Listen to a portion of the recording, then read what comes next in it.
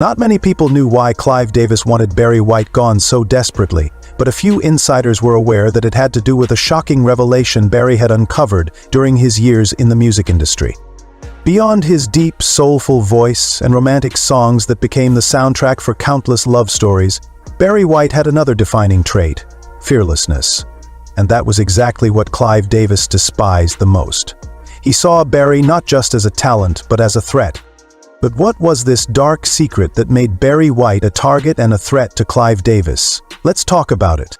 Greed is a funny thing. Once you take a bite of it, it tends to turn on you and start eating you up. The industry was making enough money. The industry was growing fast enough. The industry was progressing enough.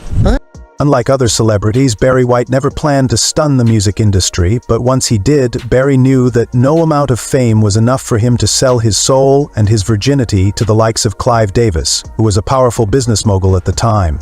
Barry never failed to speak about how greed was the greatest problem that led many artists down that dark road.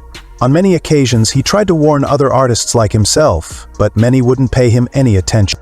Aside from being rumored to be secretly into men, Clive Davis was said to lust after all the male artists who signed under him. But it gets worse. Just like Diddy, many people wondered why so many artists signed to Clive Davis passed under mysterious circumstances. In a bid to avoid the same fate, Barry White made one of the boldest moves that not many black artists dared to take during that period.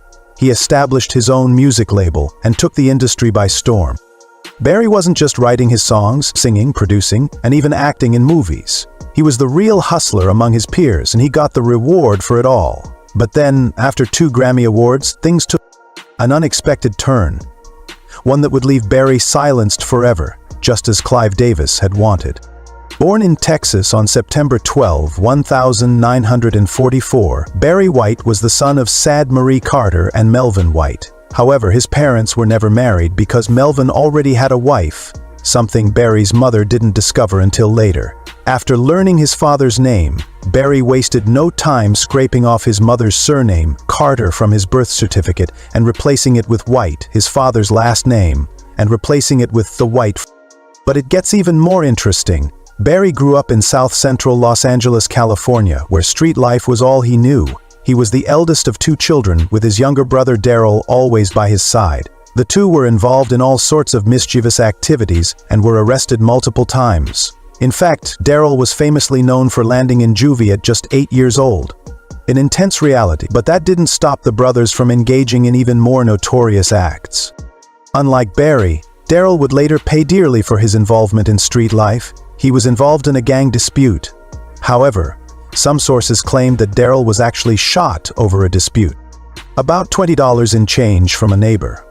This tragedy deeply affected Barry in ways no one could ever imagine. Speaking about Daryl, Barry said, "No one could understand the bond between me and my brother. I struggled to understand the forces that drove his soul in one direction and mine to another." Barry would later write about it in his autobiography, Love Unlimited: Insights on Life and Love. In the book, Barry admitted that music saved him from a similar fate, and here's how that happened. Barry didn't immediately quit the street life after his brother passed. In fact, word had it that he was still getting into trouble. In 1960, at just 16 years old, Barry was arrested for stealing Cadillac tires, which led to him being jailed for 4 months. But something happened during his time in jail that would forever change the trajectory of Barry's life.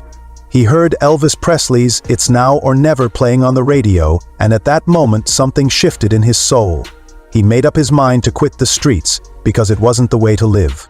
Gloss over it. You got into a lot of trouble at one point, or your friends did. You hung around with a bad crowd. That's true. That's very true. What straightened you out? The bad crowd, I guess. When I turned 17, I looked around me, and everywhere I looked, it was depression.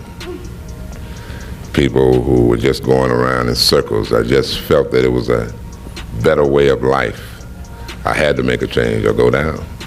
Another realization came 2 years later, on his 18th birthday. Coincidentally, that day also marked the start of his final year in high school. However, instead of attending class, Barry made a life-altering decision.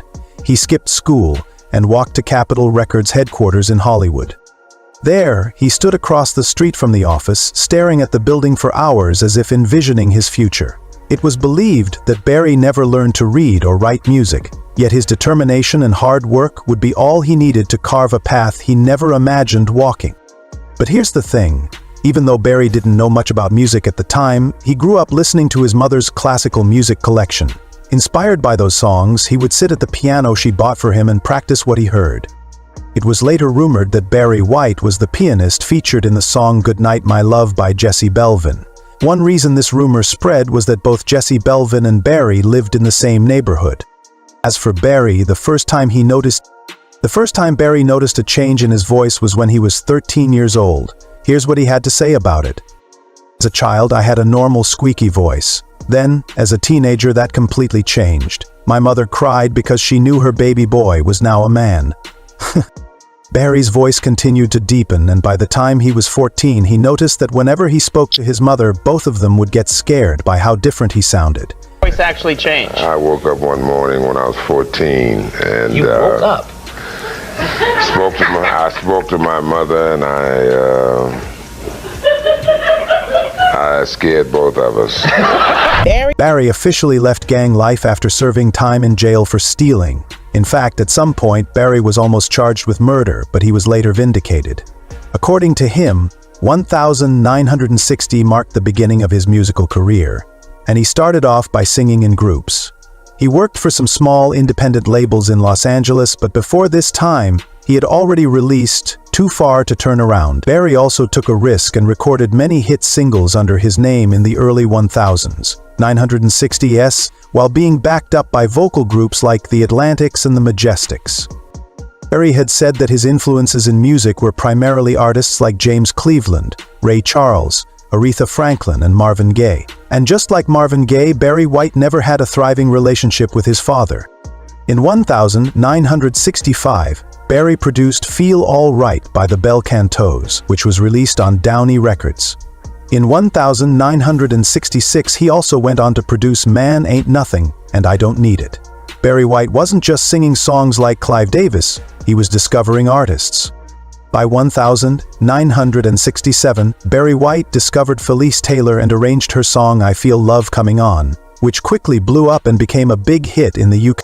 In 1969, Barry White was signed by Forward Records of Los Angeles, a division of Transcontinental Entertainment Corporation, as a producer. And just 3 years down the line, Barry formed his own girl group, which he personally discovered and called the group Love Unlimited. This was a big break for him, and it was similar to the Motown girl group The Supremes, founded by Berry Gordy, who was also making a remarkable impact on the music industry.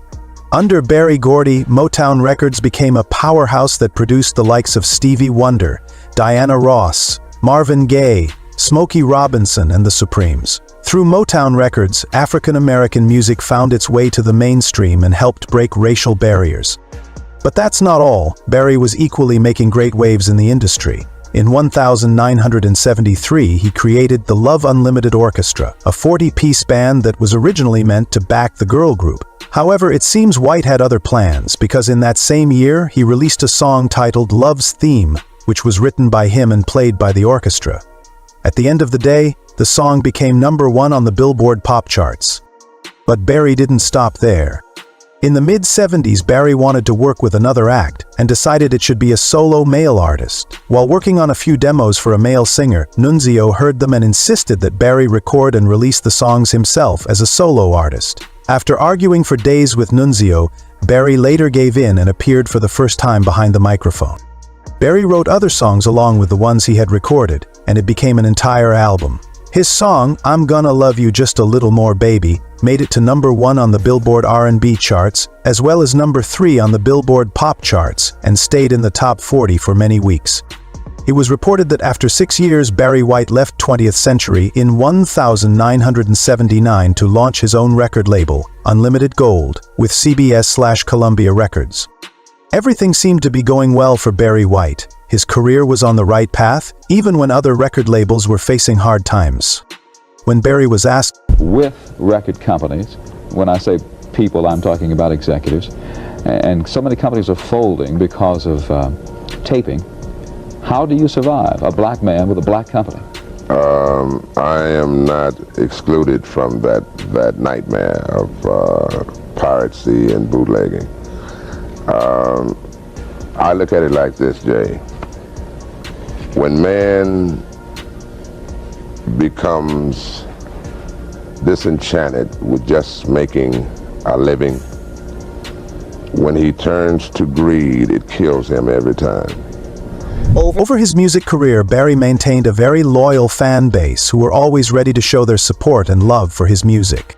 However, when the disco era came to an end, his success on the pop charts also dwindled. Despite several albums that Barry released over the next 3 years, he couldn't achieve the same level of success he had in the past. To make matters worse, his label, Venture, was also taking a financial toll on him.